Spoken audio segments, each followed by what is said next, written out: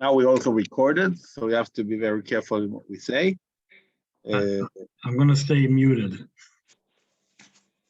Muted is better, yes. Hi, Rav Mattias. Rabbi, good to see you. We're going on in the studies. Okay, I could share now. I'll try to share the Mishnah where we came.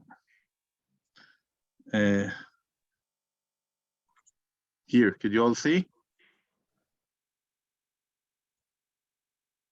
Yes, great. Trying to see you better than I see the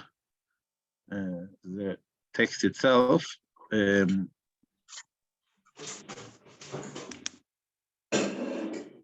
Mishnah, the Mishnah number 8 is the first one we need to learn today, and then we'll continue to 9 and maybe 10. Question of how much time we will have. So I will try to lead us through the first one. And there's still people coming in. I'll just let them in. Anyone who could read the Mishnah number 8 first? First we'll read the whole Mishnah, and then we'll try to explain, discuss the different parts of it. Anyone who could just unmute and start. Yes, Judah ben Tabai and Shimon ben Shetach received the oral tradition from them. Judah ben Tabai said, "Do not, as a judge, play the part of an advocate. And when the litigants are standing before you, look upon them as if they were both guilty. And when they leave your presence, look upon them as if they were both innocent, when they have accepted the judgment." Yes, so here we see a Mishnah that is very much, according to this translation at least, directed towards the judge and how you should behave as a judge. It's important to say, as we could see, that only the text that is not in what you call it, these kind of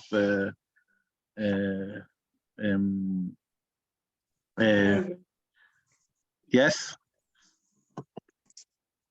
that are not marked are the directly translation from the Hebrew text.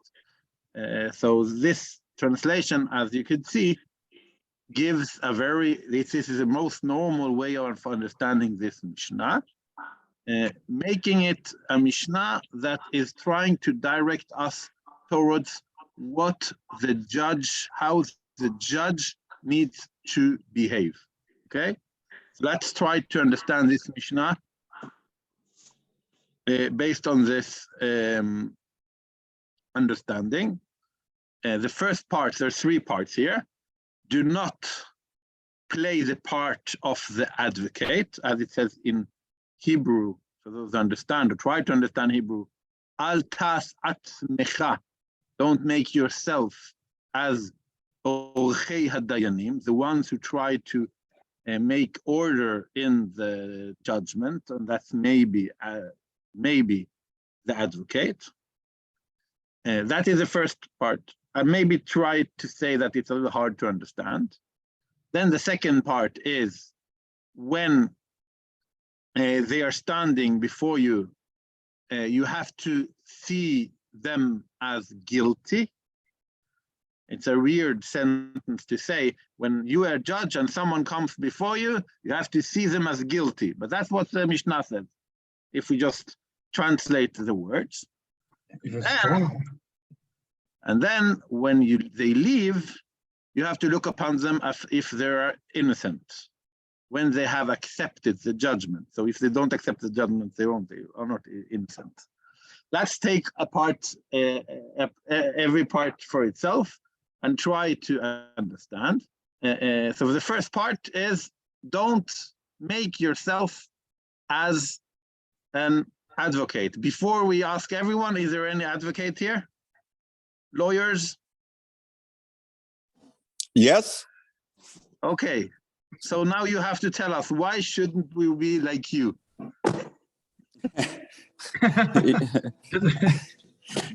Just to make it easier, I don't know if we'll reach it, but later we'll say that we have to hate the rabbinate.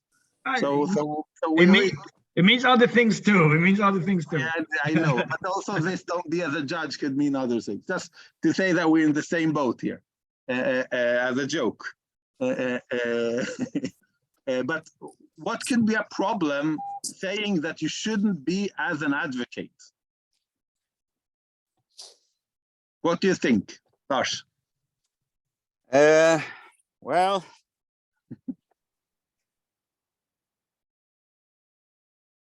maybe I can start. Okay. If Lars is away, it's not a very deep thought, but an advocate, as I see it here in the way maybe our common understanding, is not seeking the truth. He's seeking to help his client, and not so he is not truth seeking.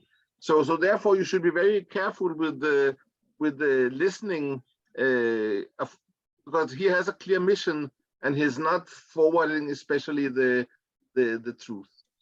But if we understand the Mishnah as is translated here, it's directed towards the judge, telling the judge not to be as an advocate. Okay? Yeah. How could the judge be an advocate? If he is not neutral, the advocate is not neutral. He is in favor of his client. The judge should have no.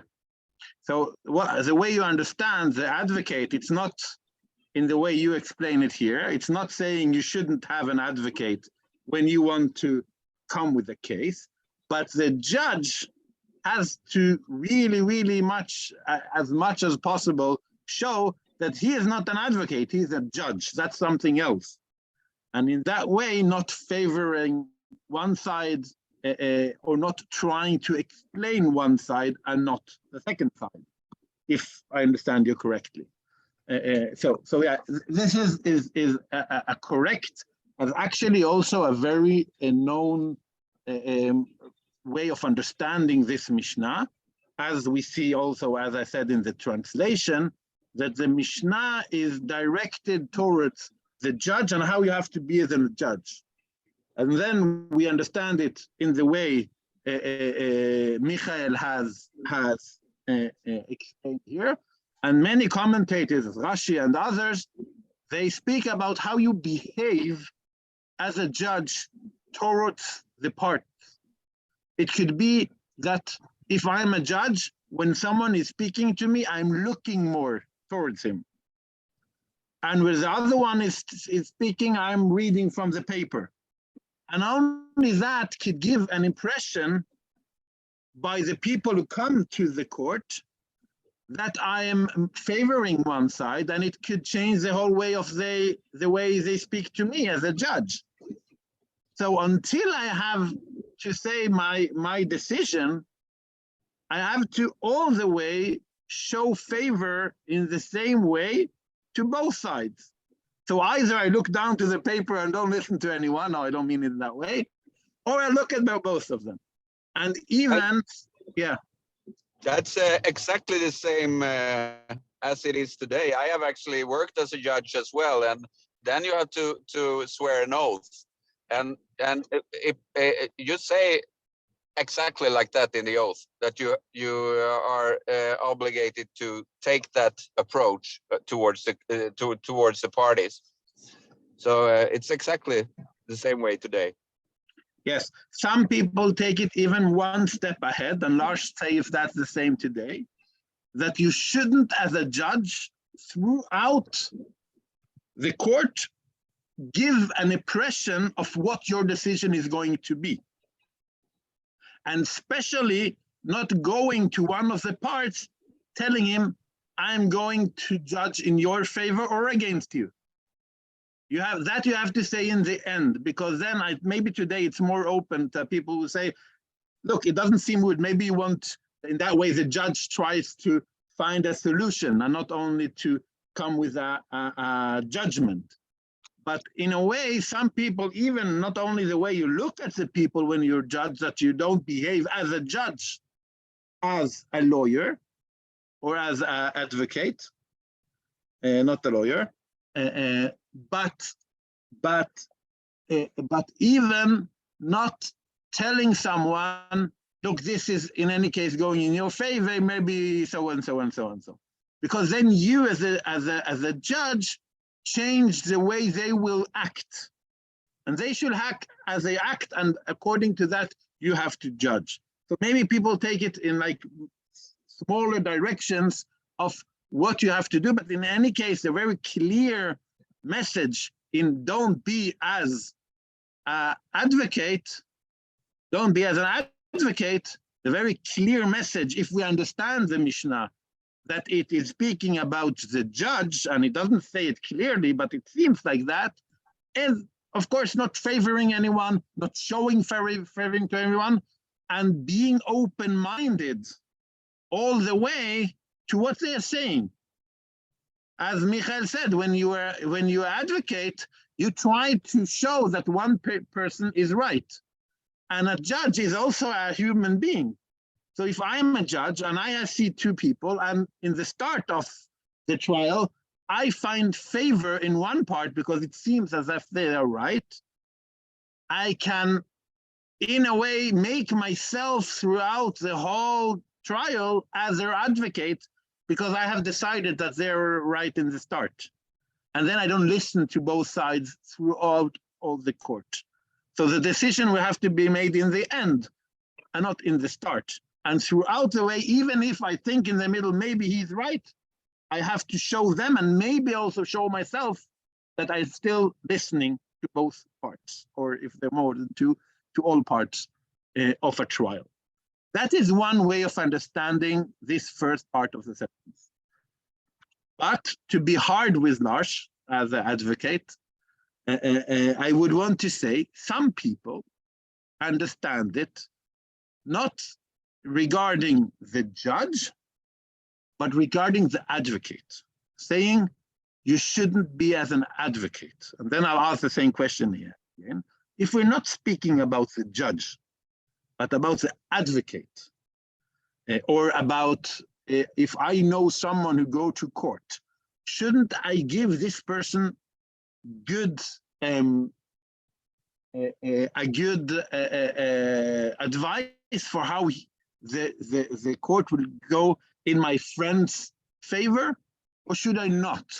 And what is the problem in helping people in court getting their rights in the court by being their advocate? What is the problem with the, if I'll say it in a harsh way, what is the problem, according to those who maybe will say that this does not speak about judge, with the idea of being advocate?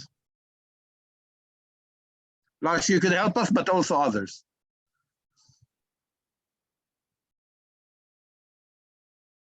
Anyone who could think about something that is injustice by the idea of advocate?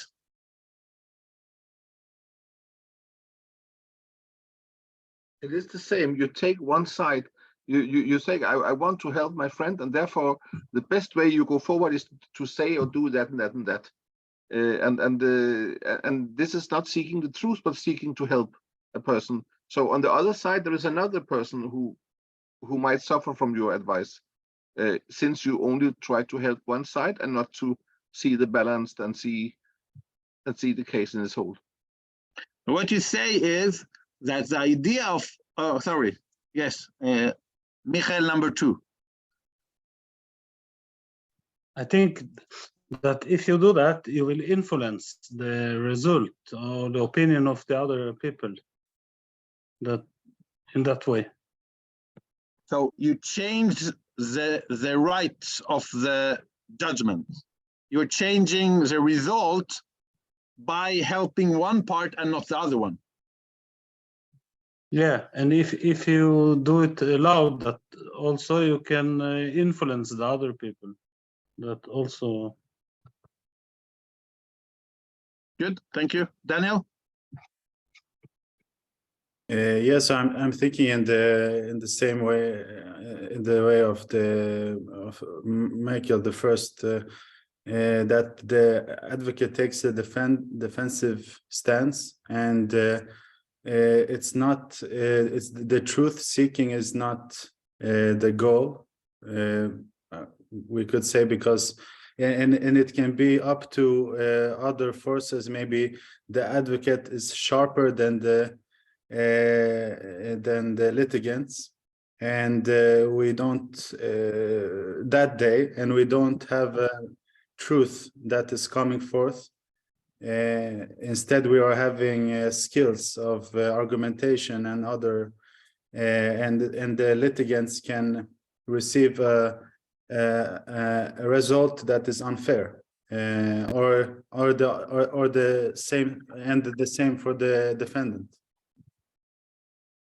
Yes, And that's so meaning that if I have a trial against you, or you have a trial against me, and I have much more money than you, and I can take the best advocate in the city, then this advocate will explain me what I should say, what I shouldn't say, how to say, and you don't understand the whole system of the judgment.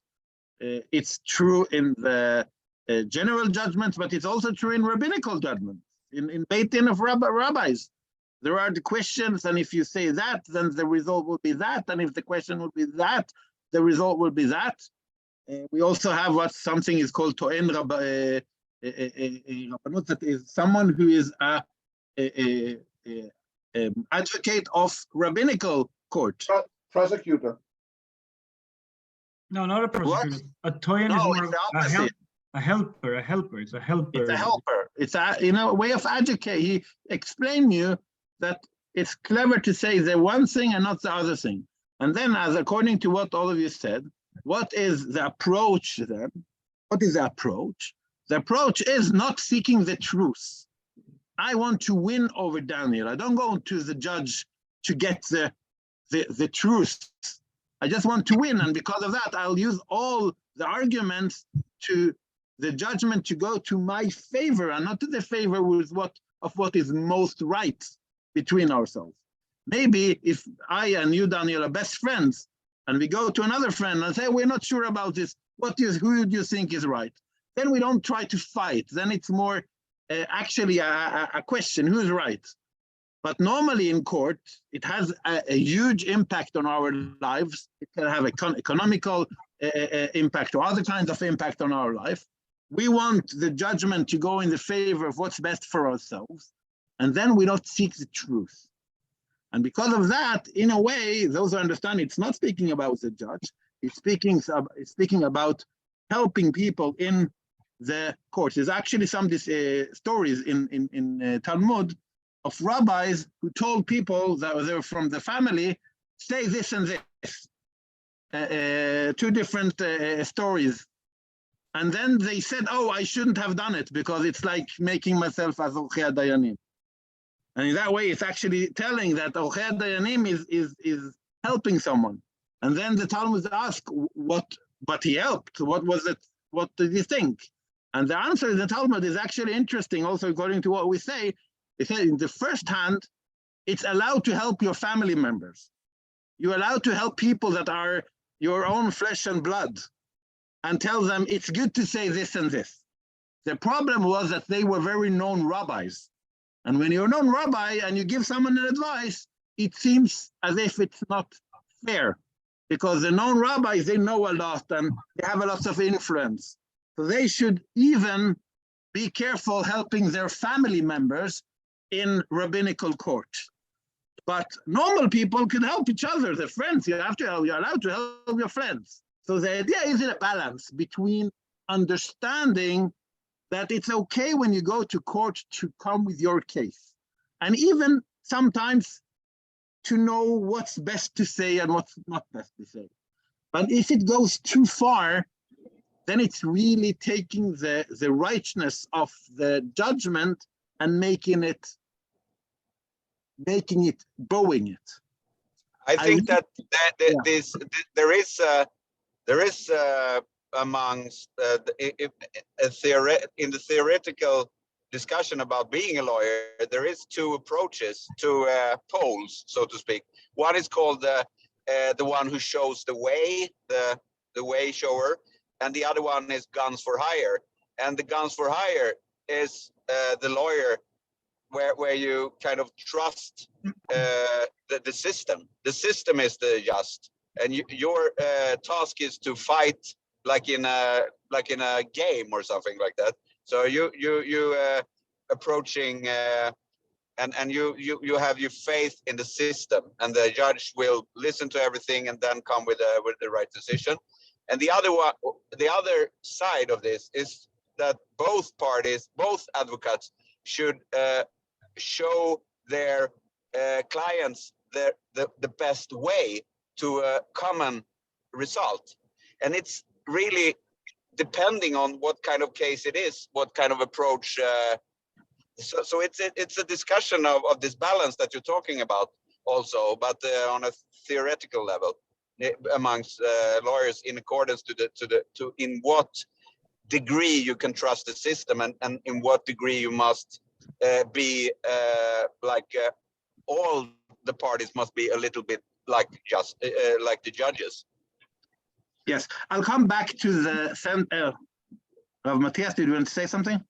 Yeah, no, but I'll say it at the end. Sorry. Okay, I'll go on to the second part, and we come back to it just in a moment in the end of the Mishnah, the sentence. But what does it mean that we have to look upon the people that are in front of us when we are judges, let's say that, as guilty?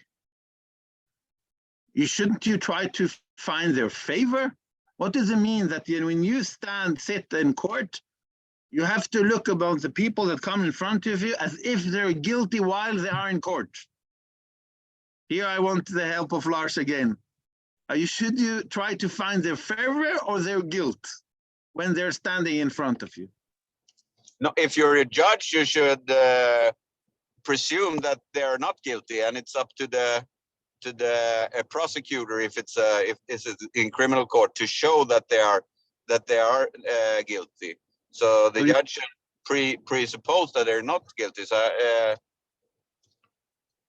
So here it says the opposite. It says that you should look upon them, and here it says in the translation both sides. So it's important because sometimes it's a persecution against a person if he has done something criminal, but often in court it's two people who civil court, he stole from me, and he says he stole from me. And then it says here in the Mishnah, you should look at both of them as if they're guilty. Why should it say something like that? Help me, if someone has an idea. I have an idea. Yeah, come on. So I think the answer really comes at the end of the Mishnah, but it's a little bit of a longer.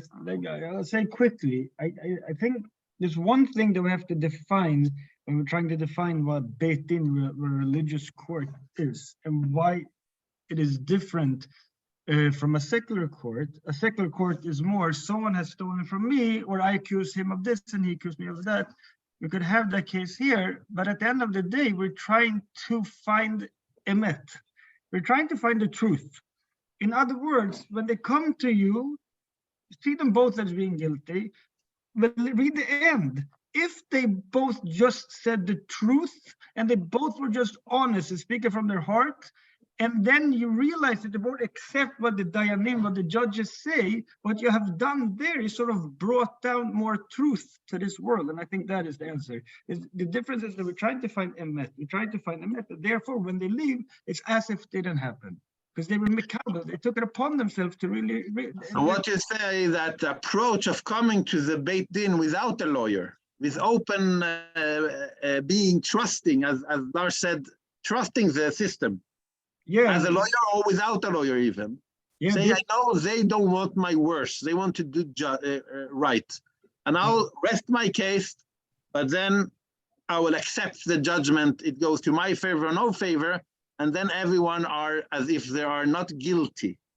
Right. But in the start, you have to see them as if they're guilty, because you have to question as a judge, maybe. Okay. So I see it more in that approach, that you have to look upon both of them as guilty because of what we said before. Sometimes if you have two parts, you're in favor of one of the parts because you found it looks as if they're right. And then you convince yourself that he is guilty and he is not guilty.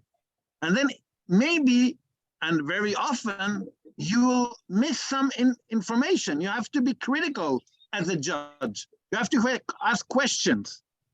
And looking at them as guilty doesn't mean that you decide they're guilty until they prove they're not guilty. That's not Okay, I think I know what you mean. You mean like if there is a civil case, it's two private persons who argue of money or something like that, then they must prove their thing.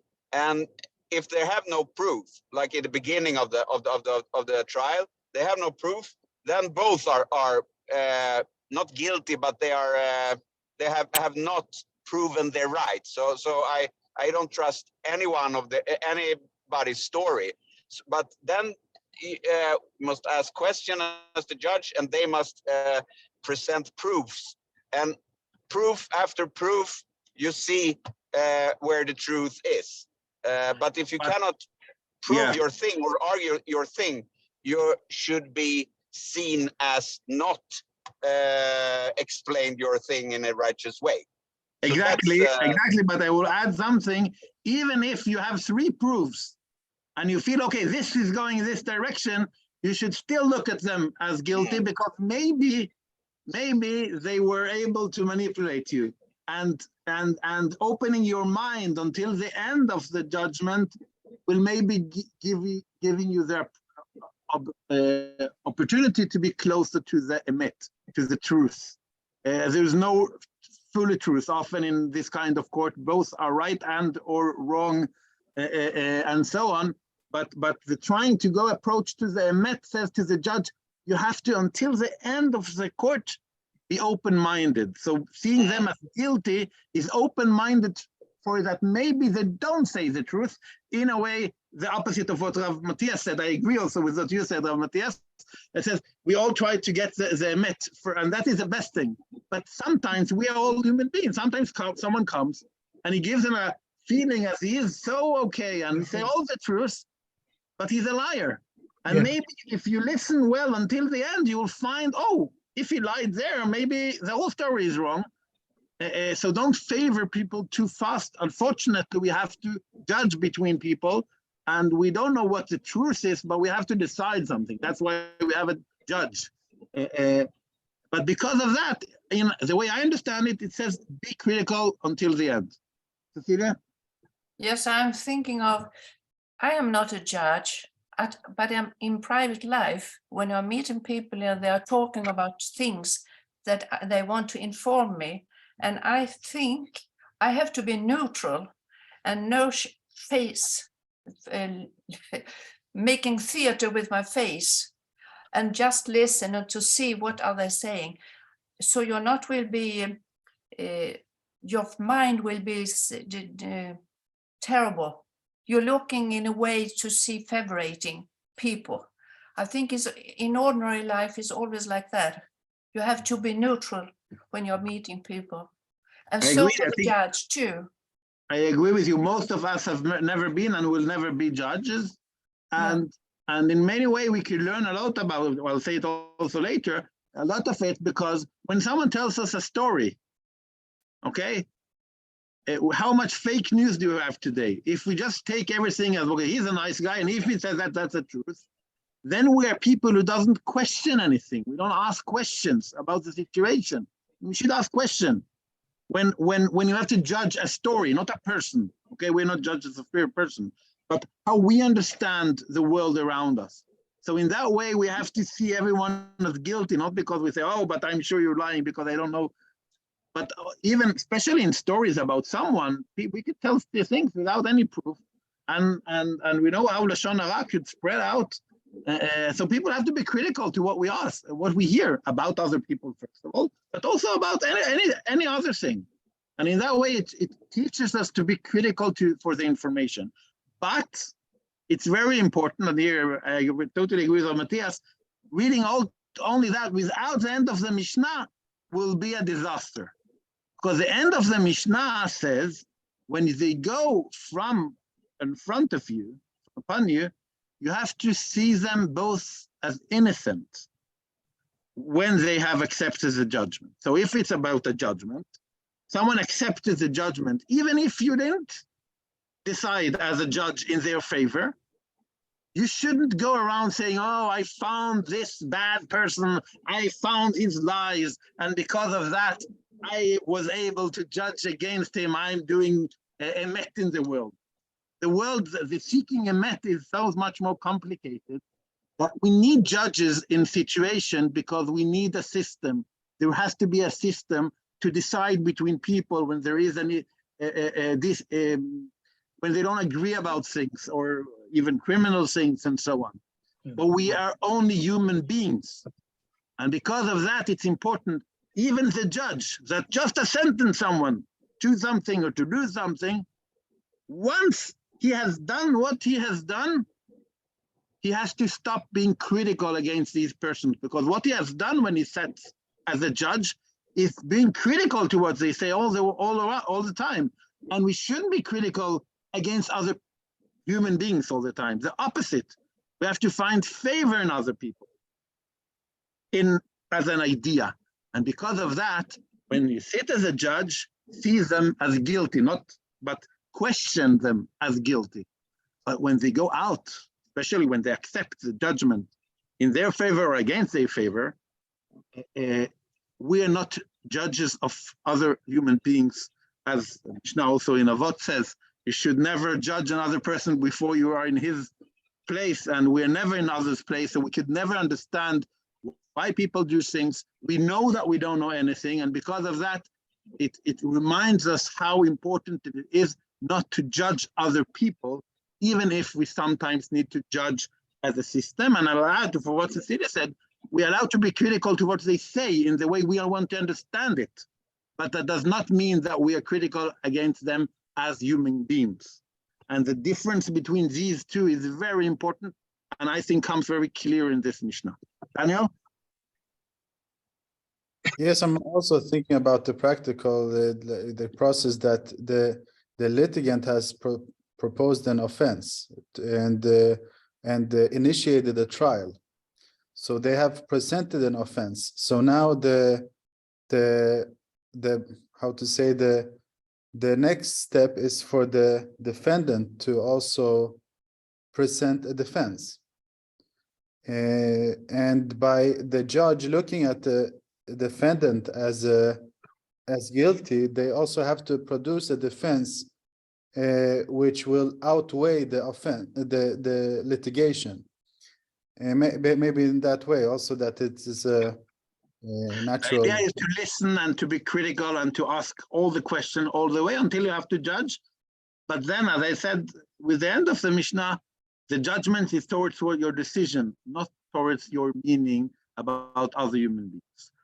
I want to just add, because we're after time a little, sorry of Mattias, one last, I think, very, very nice explanation from the Chida about the sentence, Al tas atzmecha keorchei hadayanim. For those who understand the Hebrew, don't be as the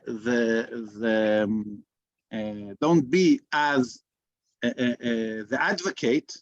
It says, don't make yourself as an advocate. Atzmecha, yourself. It's a very special way of saying it. And he says he also takes it totally out of the understanding of a judge, and he speaks about how we look on ourselves. And he reminds us how often we judge ourselves in favor as an advocate of ourselves, and unfortunately, not in favor of others. So when I do something wrong, I wasn't very okay with money, I broke the law of the Torah, I wasn't careful with other human beings, I say, yes, but it's only once. Yes, but I'm doing so many other good things. So in the big picture, I'm a good person. And he says, you have to never be an advocate of yourself. You have to be harsh on yourself. I'm saying one small thing I do wrong has a big negative impact. And everything I do has a meaning. So don't be an advocate of yourself. It's a very, and of course, towards others, we should be advocates. of when we see someone else doing something wrong, not saying, oh, I know he's a bad person, that's why he does it. That's opposite of the whole idea of this saying, and I think it's a nice thought, don't be an advocate of yourself. It's out of the context, but when we read the sentence, it really says that. And I think it's a very important learning also that comes out of this Mishnah. We're going on to the next Mishnah. Mattias, should I continue sharing or do you want to share? No, please continue sharing. And shkoyach, I just want to say one actually thing I heard from, it was a famous rabbi, it doesn't matter really who it was, he was living in Israel, and someone went to him for a bracha to get a blessing. Classic thing, like it's better to get a blessing than to deal with it yourself, right? So he went for a blessing and said, Rabbi, I am in a din Torah. I am right now about to go to, to a Beit Din, to a Jewish court system, and I really need to win this. I need to win this. Could you give me a bracha? Could you give me a blessing that I should win this case? And the rabbi said, of course I can't give you a bracha. I can't give a bracha because I don't know who's going to win. You have to listen. In other words, like we do put a lot of trust in the system. The system works, but everything is always. It's also a thing. One thing that's important to remember that this is when it's lechatchila. When it's the best way, it's going to work. Sometimes dayanim could get tricked. The people can get tricked. We're human beings, exactly like Joav is saying. And to continue, it tells us now even more of how that we are human beings. And sort of this next Mishnah, Mishnah Tet, the 9th Mishnah, adds a small point to this. And if you could go down maybe to number 9, and if someone would like to read in English, that would be great. Do we have a volunteer that wants to read? Then if you're a volunteer, you could just start reading. No volunteers. I should choose someone. I thought this was no. We have no one. Can someone read? Shimon ben Shetach used to say, "Be thorough in the interrogation of witnesses, and be careful with your words, lest from them they learn to lie." Okay, so very good. So Shimon ben Shetach omer, have marbe lachakoy et ha'edim. So be very, ask a lot of questions, right? You should ask the people who are in front of you as a dayan, as a judge, ask a lot of questions. And be very careful with your words. Shema, lest, or perhaps mitoicham, from these words, from within the words, yilamdu le shaker, they learn how to lie. So the first thing I want to say, it's interesting that the way Rav Ovadia Bartenura, he was one of the main commentators on the Mishnayot, he says that it's talking about the Dayanim. In other words, we're 3 people who sit and are judges. And if I say questions in a way that it's clear from my questions that I really are leaning towards that guy on the right is the one who's right, from what I'm saying, the Dayanim could be sort of get my hashpah, they could be influenced from what I'm saying, and therefore also taken away from they being able to sort of know what's right and what's wrong. So that's a very extremely interesting small point to add. But also what this is saying is you have to really think of how you ask the question. Because if you ask a question, what happens often is that without thinking about it, what we really think is the truth comes out from our questions. We ask leading questions, we ask questions to make other people start answering. And if there's a smart person in front of us, that person can learn how to manipulate me or manipulate other judges by answering the questions in a way that sort of will lead to them to know how to manipulate the court. And I think, and I'm not sure if you agree with me, but what I really think it's saying is that this is just shows how tremendously careful human beings have to be in the way we conduct ourselves and how we speak to people, and especially in court. And there are a lot of cases when you I don't know why this came to my mind, but it's very if you to ask children questions that are, did this and this happen, did this and this happen, very often the kid is just eventually just going to say yes. So too with adults, if you ask the wrong kind of questions, that would just lead to the person answering what you want to hear. So this is also saying that as humans, and especially as judges, I feel it's saying they also have to, and I don't really know how to do this. This is it's a very big thing, but to ask questions in a way that my question themselves sort of are parve or neutral. That I ask questions, and I don't know. We're really attacking you today, Lars. But if you're a lawyer, is this something that's being like discussed in, like, when you go to school, when you learn how to become a lawyer? This is something that's discussed. You're not allowed to ask leading questions.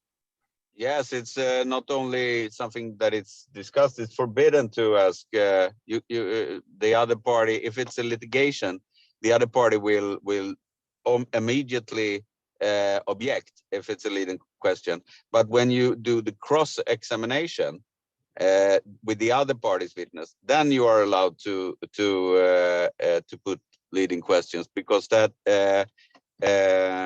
because then it's no danger for the truth not being revealed, because the other party has the responsibility for their witnesses. So it's strictly forbidden to ask leading questions. But it's an interesting thing you mentioned, that the cross-examination. It seems to be, to me, a very big difference is when you're a lawyer and then you're sort of trying to, like, here is when I'm going to be able to ask questions in a way that the person that my client is accusing is sort of going to slip. I'm going to ask questions in a way that I'm getting the other party to slip, and therefore proving my party to be right. As a judge, and as a Jewish judge, that seems to be what you're never allowed to do that. You're never allowed to ask a question. I think that it could be also what he's saying here. Those questions you're not allowed to ask. You're not allowed to ask a question that sort of tricks the person. The problem is that, like, what kind of questions do you ask? Because you have to ask, you have to try to figure out what has happened. You have to try to figure out sort of where you're going and where. And the Mishnah says you have to ask a lot of questions. Right. Not only what are you allowed to ask, but it speaks about the judge. I think the system today, like the civil system, gives a lot of the questions to the advocates, while the judge is leading the court. And we see here that the questions in a Jewish Beit Din is more the judges, the Dayanim, asking the people questions. And if you have advocates, they're in the back scene and not in the front in any way. They're not a part of it. The idea is that you have the people coming court to court, and they, as you said, Mattias, they should know that the judges don't want to harm anyone, but they want to get the truth ahead. And because of that, the judges are the ones asking the questions. And in the way normally we understand, not as you said with Rav Ovadia Bartenura, very nice and interesting comments, then you have to be very careful in your questions, because you could lead them not to the shaker, is more for them to lie to you by purpose, because they understand what you want to hear, not want to hear. And then, so you have to be clever in your questions, not to show always what you are seeking. Sometimes asking another question because you want to have a detail, and you don't ask about the detail, because then you get it without a lie, because the one who is studying in front of you doesn't know exactly what you want, what your approach is. But I liked very much the comment or the comments, the understanding of Rav Ovadia Bartenura, because normally we think that the word leshaker is to lie. Right. And if he understands that when I, as a judge, am not careful, I will get from the other judges not their truth, but my truth, and that is a lie. Very good. I think it's a very nice, interesting understanding of the judges have to everyone say their own opinion, and you shouldn't influence the other judges, because only then you get a more truthful judgment. Very good. And I also want to come back to what I really think that, like, the Ram, the Rav Ovadia Bartenura is pointing out is something that you also mentioned, Rav Joav, with the Chidon. What's unique to me, and maybe this is because Torah is what I studied the most, but it seems to me that one thing that I love about learning Torah from the Chumash to whatever it is, you could always find different ways of understanding it. And it's a fantastic thing. Like Rabbi Avot, he totally flips it as, no, this is not going on the liturgy, it's going on the actual dayanim. If they don't say the truth, that itself is a lie, which is a beautiful way of flipping it. And also the chidah, like, just shows that, like, if it's true by dayanim that they have to be careful and see someone as guilty, so do you have to do it. And I think that, and I just want to come back to that Nekudan, that point, we are so extremely good at being moire heter, to give ourselves permission to do things. And it's a similar thing. We're fantastic. And, oh, but I did it just because of this, and then, and then all of a sudden you become the biggest lamdan. You're the biggest sort of like inventor of ways of learning. And so I very much agree with it. But I want to add something also. About Rav Ovadia Bartenura. I'll go back to it because I liked it very much. Yeah, please. Maybe the reason why, because the sentence says, as we can see, the sentence says you have to be careful, at least from them, to learn to lie, because we want them to lie. And why does he understand it in a different way? And I think I want to approach him to what you said earlier today, that the judgment of truth should be a judgment where all people, also those who come to court, come with a will for the truth and not for the winning. Right. And because of that, it's maybe hard. I want to go into this to the head of Rav Ovadia Bartenura. That's very unhumble from me. But maybe for him, saying that someone is trying to lie shouldn't be something we say, because the court shouldn't be a place of lying. It should be a place of truth. And because of that, the understanding, the lie is that another judge doesn't tell his truth, but not that there is someone who comes there to say the opposite of the truth. And I said maybe that's a reason for that approach. I don't know, Lars, if I could ask you another question about the same. Is it a discussion between lawyers, or if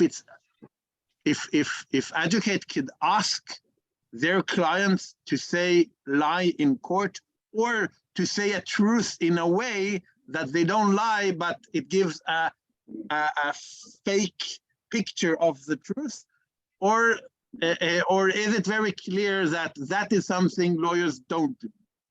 Yeah, well, I think it's a big difference also between the Beit Din's work and the work in a court, because in the court, the work you do is to present proofs for what happened, and then it's up to the court to interpret what happened, the actions, if it is consistent with some part of the law, and then they must be objective in order to see what actually happened, and the proofs is about what happened, the oral proofs and the written proofs. So when you ask questions, you ask the witnesses, and the witnesses are not on trial, they are proof, they are oral proofs. So the clients themselves, the litigants themselves, they don't talk that much. So and the judges are kind of silent and just listen and take in so much as they can, but that's the difference. But in the Beit Din, the judges, the rabbis, they must they talk directly to the parties or the part, and it's not a matter of proof, but more a matter of seeking the truth, as you said. But it's not totally correct. It's not totally correct. Also in rabbinical court, the proofs are very, very important. Witnesses. Okay. We even less depend on a person's own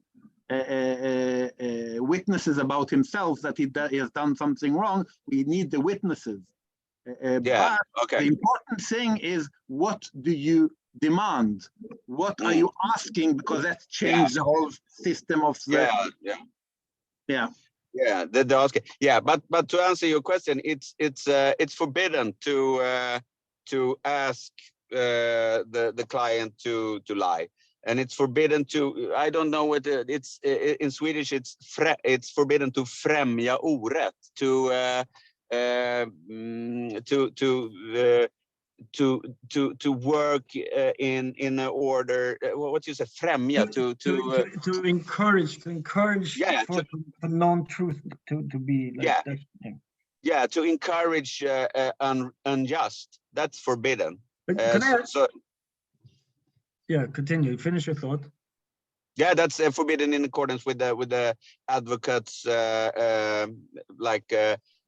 also criminal sanctioned code of conduct. So it's actually every year there are lawyers who actually get disbarred because they encourage unjust. What about telling your client, or sort of like hinting to your client to not tell all of the truth? In other words, to focus on certain things and not say the whole story. Because that's also that's something that could happen. It's like, is there a word for there? Is there like, because that's also lying. That's a more, I guess, not as direct. That's to withhold the truth is the etzem to lie. It is really to lie, no? Yeah, I think I don't work with criminal in criminal court, or I haven't. But I think that the criminal lawyers, they kind of their job is to present. It's also an unbalanced situation where the state is the stronger party and the individual is the weaker party. So then it's their job to kind of present the situation in a favorable way. And maybe you can say that criminal lawyers maybe kind of they manipulate a little bit with the they don't tell everything, because if they told everything, but they also say that if you know something that is that you did something wrong, don't tell me, because I'm not allowed to lie. Okay. So yeah. That's smart. Fine. We're coming to, it's almost 8:30. Next week there's a bomb Mishna waiting for everyone. I'll just say one thing that is cool about it. Is that Shammai Vavtolam, which was the fourth zug, the fourth pair, they were active towards the end of the Chashmonaim, Chanukah, and towards the May Hordos, which is interesting, just that they are very like apropos where we are right now in Kislev. So it's fitting for you to learn it next week. And I strongly encourage you to listen, because it's a very interesting Mishnah. But thank you. This was amazing. It's nice to learn with people. My 2-year-old has been crying for half an hour, which stresses me out just a little bit. So I'm going to go and check if he's okay. But it's very nice. Shkoyach Rav Joav. Thank you all for continuing studying Torah. Thank you, Rav Mattias. And as I said, go on, and hope you all are part also of the next Mishnah next week. Thank you all, and let's not meet in court. Amen. תודה רבה. תודה רבה. Thank you. Good night. תודה. תודה רבה, יואב. בשמחה. יואב, רק דבר אחד. תודה. כן. ייתנו יותר לאנשים להשתתף. הפעם זה היה כמו conversation עם בן אדם אחד מהקהל. כן. אם יש לו יותר אנשים להגיד, זה בעצם כל הרעיון, שכולם משתתפים. הרמת ידיים? לא הרמתי ידיים, לצערי.